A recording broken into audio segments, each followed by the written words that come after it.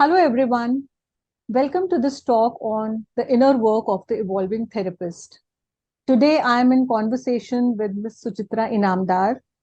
She's a famous practicing psychotherapist in Mumbai, having an experience of more than 20 years in varied fields related to mental health, education, child rearing, and more.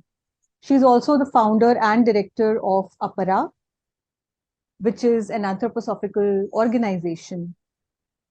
I am Aparna Kapoor, a practicing psychotherapist and a Waldorf early childhood educator and an APRA student in psychotherapy. So, coming back to you, Suchitra, we've been waiting to have this conversation on inner work. We all understand the need of inner work for our professional requirements as well as our personal growth. Yeah. So now that the third upcoming conference of closure is very near, I think it's the right time and space to understand what closure is and what inner work of the therapist is. So please share what is closure and where did the impetus come from to have this conference? Sure, Aparna. Thank you so much for doing this session. I'm sure it is going to be very helpful for a lot of colleagues, a lot of co-professionals, friends, and also innumerable students of psychology who are aspiring to be therapists, psychologists, HR professionals, and so many varied fields in psychology, isn't it? Yes, this is the third year of closure, and we are very happy to bring this to all the professionals and students in all the areas of mental health, not just very specific to psychotherapy, because I'm sure inner work is required by everybody. So, just to give you a little brief, and which so I mean, also to give to our audience a little briefing about what is it that we have uh, done as in closure as a conference. So we are in our third year, as you rightly said, Aparna. And in the first 2 years of the closure conference, we have focused on a lot of aspects related to what is this therapeutic journey that is taken up by professionals as well as clients. So we have worked on transgenerational trauma.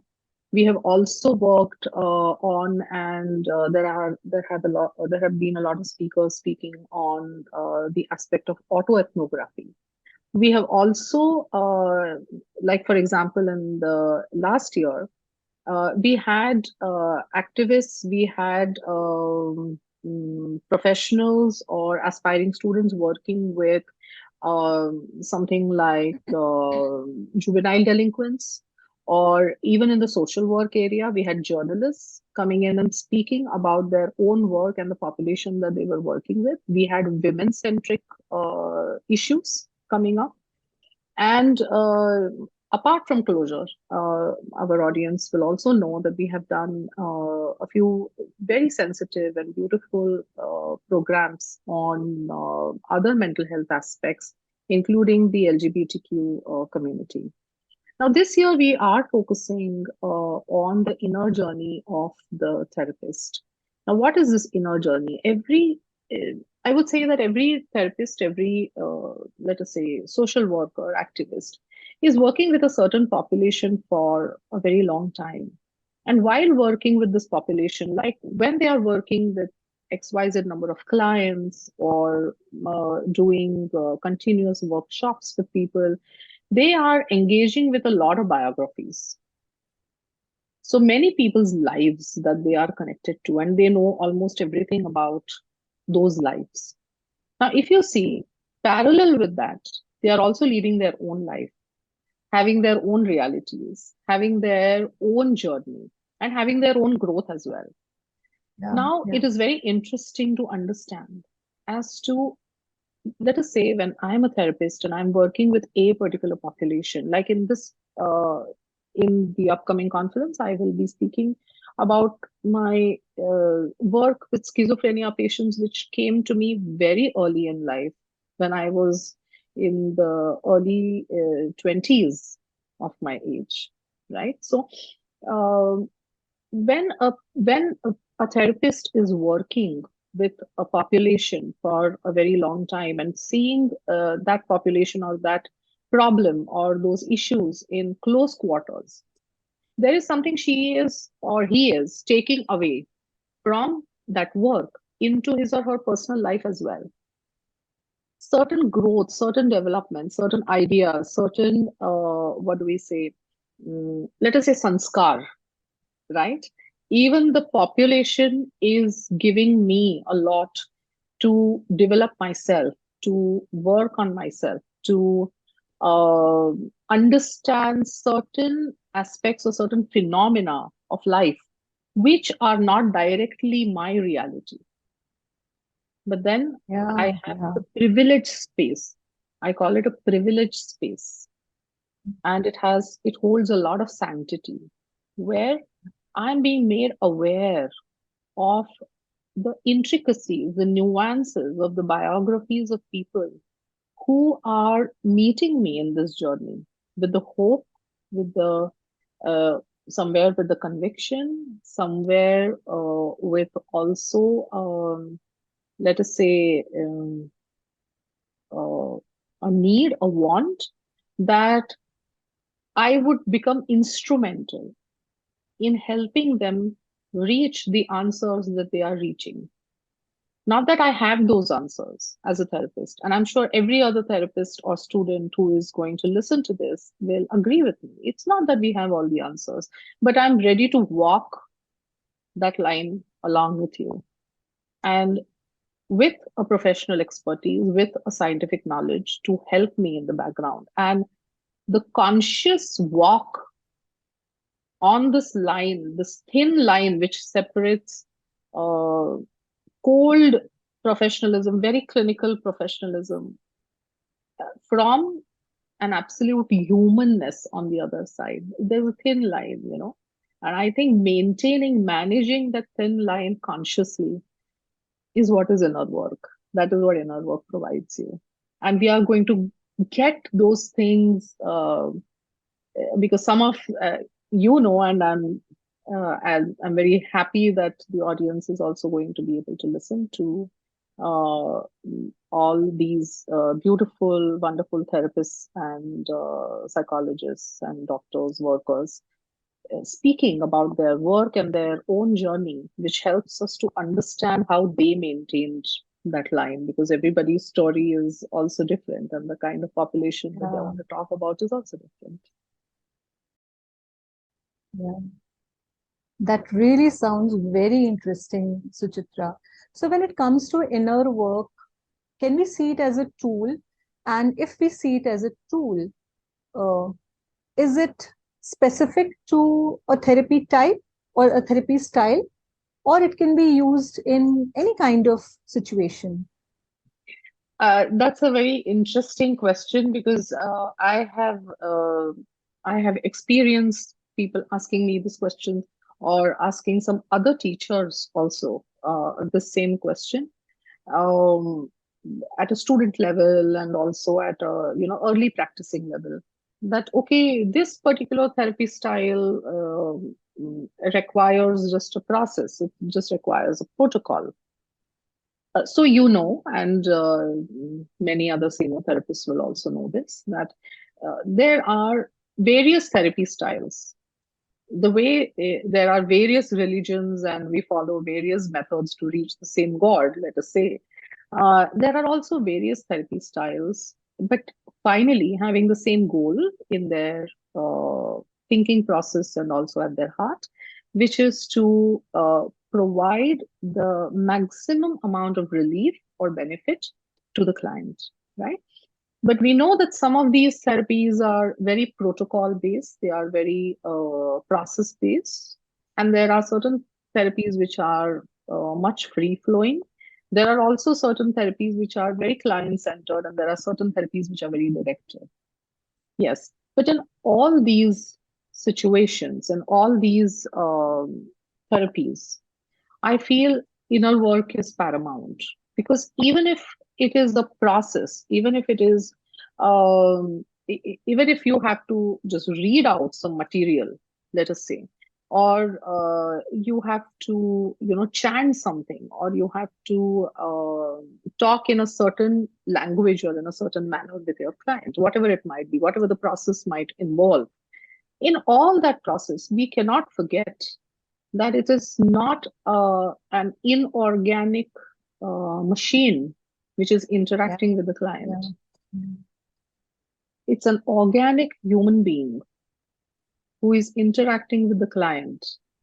And if as if if I do not know what is the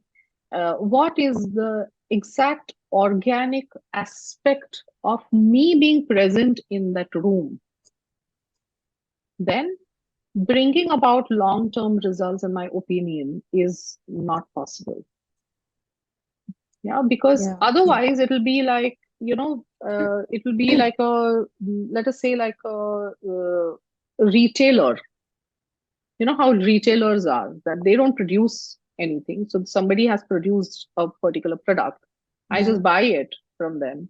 I Yeah. have not used my own thinking process into it. And Yeah. now I'm just selling it to another person on a retail basis. So I do not have anything directly to do with it, right? I have only taken it from somewhere and just delivered it in another place. Okay. In my opinion, the work of a therapist, the work of a doctor, the work of an activist, the work of a social worker uh, is not the work of a retailer. Yeah. You are Yeah. a very, very important medium. You exist and you have a very organic, influential effect on the client, isn't it? Yeah. So when I recognize that I have this influential and very organic effect on the client, what will help me? My own thinking is going to help me. I need to process what those XYZ processes are. Yes, those are built with by other stalwart, let us say, professionals. They have worked very Absolutely. hard on it. They have built certain processes and they have understood through research that this works on Absolutely. XYZ number of many, many clients, probably. But my client is not going to go to them. My client is sitting in front of me, Mm. right?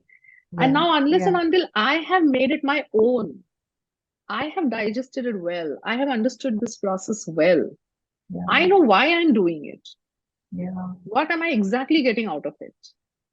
Yeah. Unless I am able to work on that, I will be like a retailer, and that's not my job. My job is to be a therapist. Yeah. Yeah. So I feel that inner work is essential from every aspect, every aspect, because the therapist expands the view of the client simply by having that expansive view of the problem, of the client, Mm. of the biography of the client, which age the client is in. Everything is important. All Absolutely. those things are important. Yeah. Yeah. Yeah.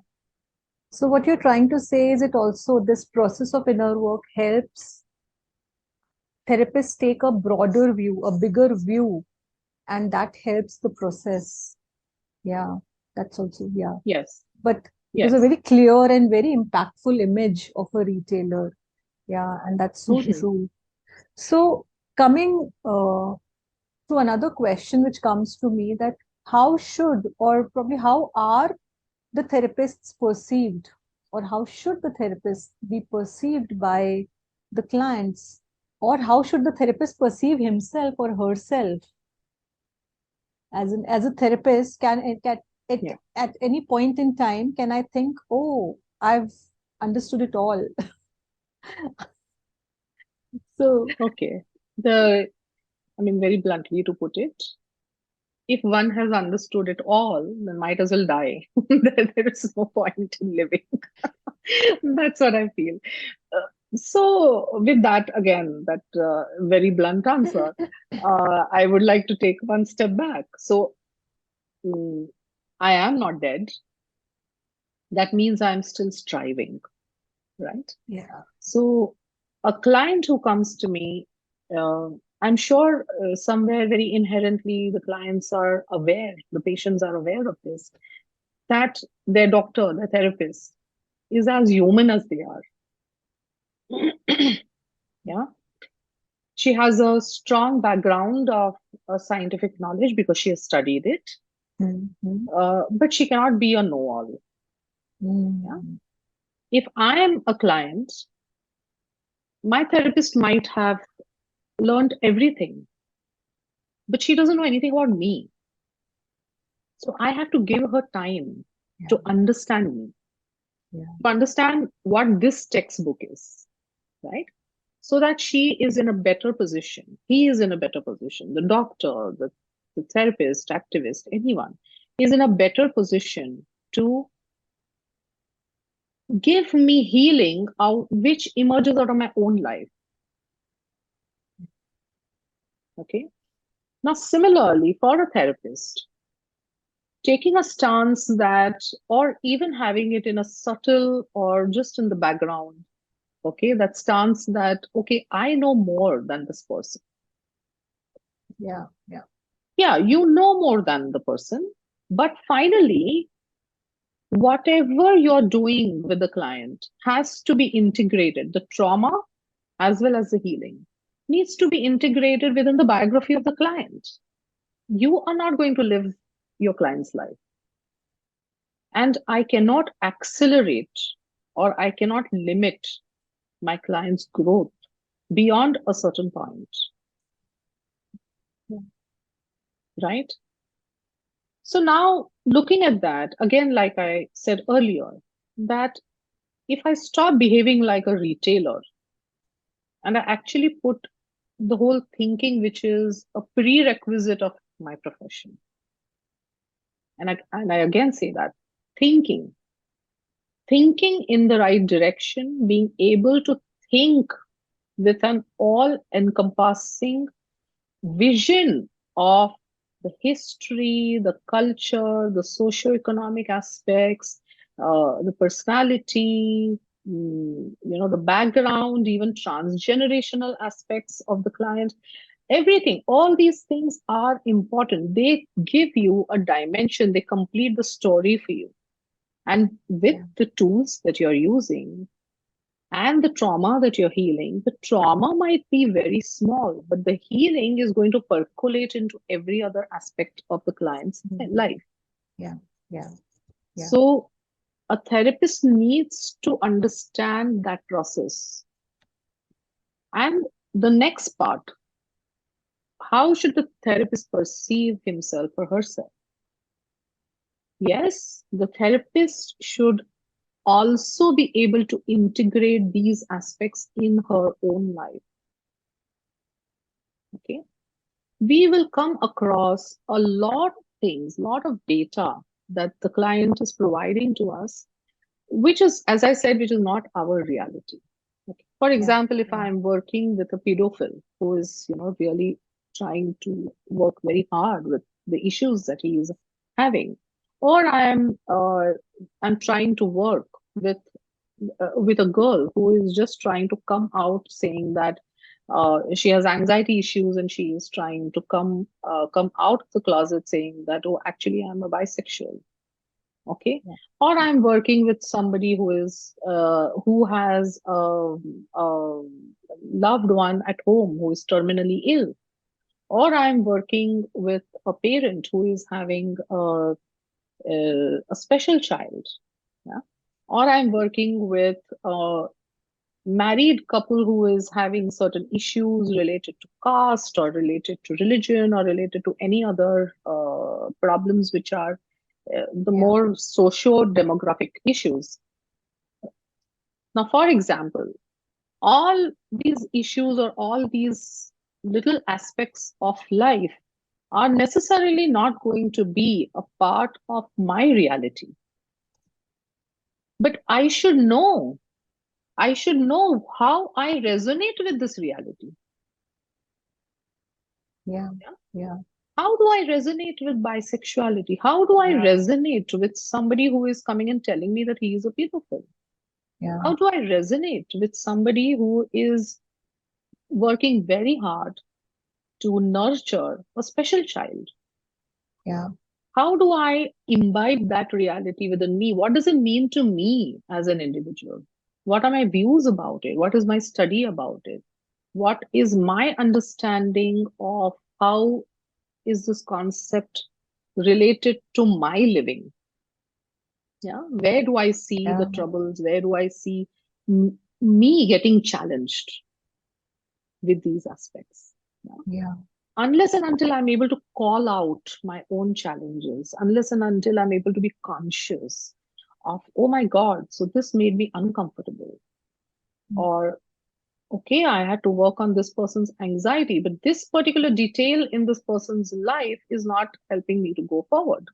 Mm. Or I'm not able to digest that this person is going through so much of pathos in his life. Okay, now what do I do? That is where, again, that is the thin line. There is professionalism. Yeah. On the other side, there is absolute human sensitivity. And the point is, how do I balance them? How do I walk that line and don't go here and bring coldness into me? And I Yeah. don't go here Yeah. and bring a lot of pain and suffering for me as well as my client, because if I'm suffering, I'm going to make him or her suffer as well. Yeah. Yeah. So what I'm getting is even to see something as a challenge, that is also a result of inner work. To Yes. see it as a challenge and work accordingly in whatever way. Yeah. Hmm. Even for that, inner work is required. Yeah. Yeah.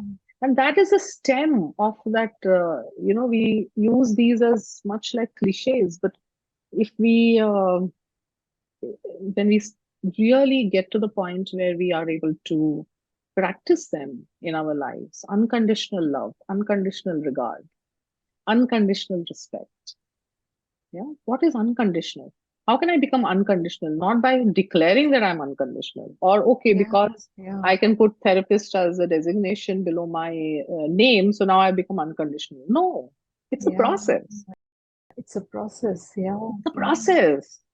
And Yeah. funnily, I have always experienced this in my life. The moment I feel that, oh, I've become unconditional as far as this aspect is concerned, some other aspect will come and fall on my lap, Yeah. which I have Yeah. to I work can with. so And I have very to well make relate to peace that. with it, right? I have to make Yeah. peace with it. Yeah. Yeah. Yeah. Great. Great. Wow. So, how are we going to see inner work integrated into our upcoming closure conference? Yes, this was a very unanimous kind of a decision by the whole Apara team to have inner work as the theme this year for the closure conference. And we are very glad to announce that we have wonderful speakers with loads and loads of years of experience. And they are going to talk about at least one population that they have worked with for a very long time and which has impacted their professional, personal journey, their the way they have thought about things, the questions that have come to them, the practices that they have imbibed to answer these questions, walk this thin line that we were talking about for such a long time. So Yeah. there will be an interesting talk about healing stories. There would be, I would be talking about schizophrenia, and one speaker is going to speak about dementia. Another is going to speak about, terminal illness and somebody's journey with her inner work with special children. And so, I mean, of course, I've missed some of them, but I mean, one could look at the brochure and they are all very, very interesting topics. and they are uh, most coveted. And these are not the things that we are going to find in textbooks and in other academic work. It's very difficult to find this kind of very nuanced and self-revealing kind of Yeah, yeah, discussion yeah, by all therapists yeah, put together. yeah, And it's a huge learning. It's a huge learning for all of us who are speakers, but I'm sure all the people who will be listening to these yeah, wonderful stories as well. Yeah. yeah, yeah. So So great. we So invite everybody for a really wonderful conference, and we hope that a lot of students, especially, will yes, make use of this opportunity and be a part of the conference. The conference is going to happen on the 30th of June and 1st and 2nd of July from 2 p.m. to 6 p.m. It is online and you can attend it from any part of the world. And there are student discounts and there are also group discounts. Uh, please speak to the people who are organizing and putting everything together, and make the best use, is what I would say, of something so dynamic in the profession. yes. So we look forward to seeing you all at Apara. And thank you so much, Suchitra, for this beautiful and deep conversation on uh, closure and inner work. Thank you so much. My pleasure, Aparna. Thank you so much for doing this. And we will have more talks like this in the coming years. So keep in touch. Yes, looking forward.